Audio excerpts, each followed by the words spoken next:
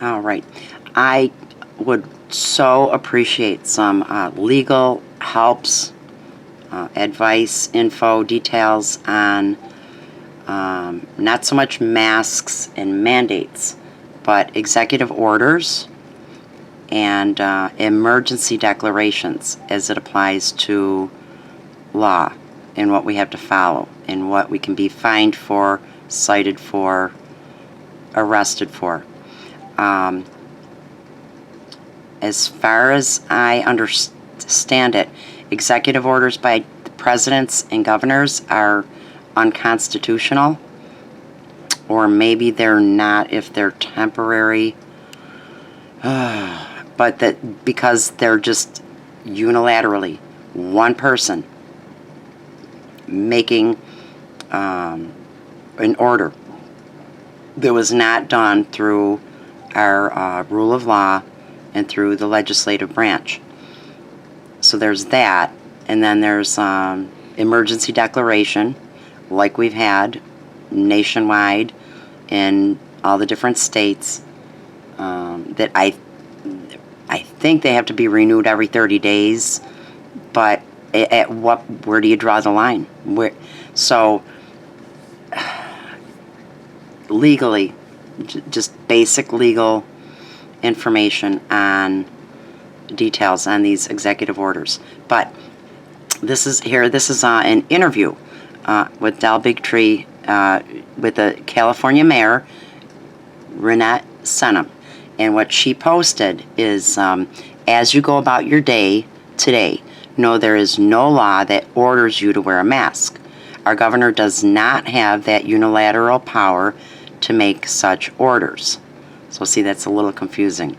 Do they have the power to make executive orders? I mean, they do make executive orders. Governor Cuomo has made hundreds just since this started. While I know the headlines over the last couple of days have stated something entirely different, that is because journalism is dead. Yes, all of our, at least talk radio, local news stations, where you would think that there would be some journalists, some investigative journalists, reporters that know how to look into things. Everybody, they're all following a script. Okay, again, there is no law that states you must wear a mask. Ask our local police chief or officers. They will not and cannot cite anybody for not wearing a mask because the law does not exist. Well, they're doing it in places, but so then it's a matter of constitutionally. When you come across Newsom's orders online, you will see it's linked to a page that does not lead you to his executive order, but to the California Department of Public Health guidelines. Again, nobody can be forced to wear a mask outside in a business or as an employee or customer. Spread the word. California State Department of Public Health guidance, not public health orders. See, so they're using words on us. This is most of the governors, and from what I understood, there were 6 states that didn't go along with the lockdown, 2 of the Dakotas, and I don't know the other 4. But this is what seems to be playing out in every state. The governors are going through the departments of health, and they're issuing these orders, quote-unquote orders. It's like one big scam that they don't even have to, I suppose the governors could try to take a vote, have it go through the legislative branch, but they don't even have to, because it's working. All they do is make us think. I've seen signs on store doors. You must wear a mask. It's the law. So I guess that's the bottom line is, are executive orders law, and to what degree can they be enforced if they are or are not? Well, if they are not. And emergency declarations. How long does it get to go for? And what does anything go under an emergency? We get to declare or decree anything, any governor, any president. Okay, but here she is speaking. This now somewhat goes into the health issue of it, but It's not just the mask, it's all of it. It's people losing their businesses, livelihoods, them being able to go into our commercial farmers and force them to cull their food, their livestock, dump milk, dump produce. We are in a crisis, and I am speaking not to the mask issue. I'm speaking to the overreach of government when the data does not meet it. Right. It is actually, the solution is causing more harm and more deaths and more lost years of life than it is saving us. And my question to all my elected officials out there is, you took an oath to office that included an oath to the U.S. and California Constitution. And one of your jobs as an elected official is to inform the public. And I've been trying to inform the public, not for weeks now, but for months.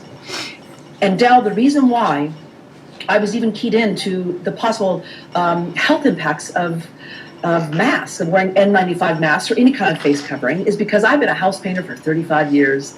And 20 years ago, I started getting a cough at nighttime that would not go away. And I realized and found out that I have called industrial bronchitis. Where did that come from? They came from me wearing my mask incorrectly. Wearing it for a day or two, thinking, oh, it's no big deal, it's a mask, it will still protect me. That was not the case. Whether I'm painting or not now, my lungs are permanently damaged from wearing my N95 mask incorrectly. Time. And when you look psychologically what's happening, it is actually fighting for their lives with a lot of disinformation that has been sent their way in their homes for weeks and weeks at a time. And when you look psychologically what's happening, it is actually considered a crime to actually put somebody into solitary confinement for more than 22 hours a day, 15 days a week. On that note, we still have our senior citizens in nursing homes on lockdown and isolation, no eyes on them, and a lot of them being kept in their rooms. On top of it, not having family, friends, and others check on them, seeing if they're getting decent care, visiting them. It's criminal. And I'm hearing talk, they want to put masks on children in school. It is psychologically traumatizing and unhealthy. They're just doubling down as we're into June and July, partly because they can just keep using fraudulent numbers on both ends, on the deaths with fraudulent death certificates, on the number of deaths from it, and on the other end from tests, bogus testing, retesting, counting numbers from like one person getting tested 3 times as 3 people testing positive, false positives, false negatives. So there's no end in sight with this. They can make, using these tactics, any area can get attacked by your numbers of young people has gone up. 15 days in a row. 22 hours a day, 15 days in a row. Think of how many people are still to this day. Oh, definitely. Definitely. With what they did to our seniors nationwide. Come fall and winter, when they push and give them double dose flu vaccines, because they like to give them double doses under the guise that their immune systems, they need that extra dose. And they've been isolated and locked down, and their immune system's greatly weakened. They are going to drop like flies. This is criminal. Wow. And all they're doing is hearing 24/7, be afraid, be afraid, be afraid. The news that I have been trying to share to my community for weeks and weeks now is, you guys, we are so lucky. It is not what we thought it was when it was coming out of Wuhan, which was, and this from Johns Hopkins University, that it was the number of infected was doubling every 5 to 6.4 days. When I originally signed our declaration, our disaster declaration in Nevada City, it was under that idea. So what are the numbers coming out of Nevada City? Well, first of all, Nevada County is... She's awesome. I guess she's stepping down. She's getting a lot of flack for speaking out about the masks. We need to learn, I guess, we need to know that we are to follow the Lord, to trust God over government, That doesn't mean we don't try to be law-abiding citizens. But when there gets to be a conflict, when they're doing a large, grand, global scheme on us, if we don't start speaking up, it will be too late. As it is, so much of our food supply has been culled, and not just in this nation. It's getting really close. And what are they doing?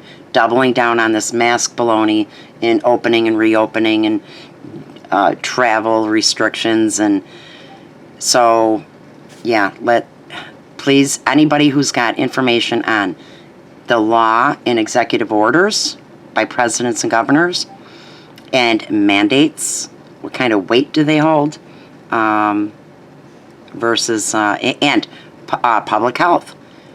How much can public health also unilaterally make a mandate or an order on us, in general, the public? So, wow. Okay, alrighty. It's surreal, all this. It really is. And it seems like it keeps coming back to masks. When this all started, I told my kids, don't let the mask be the hill to fight on. Just, initially, just, wear your mask for now.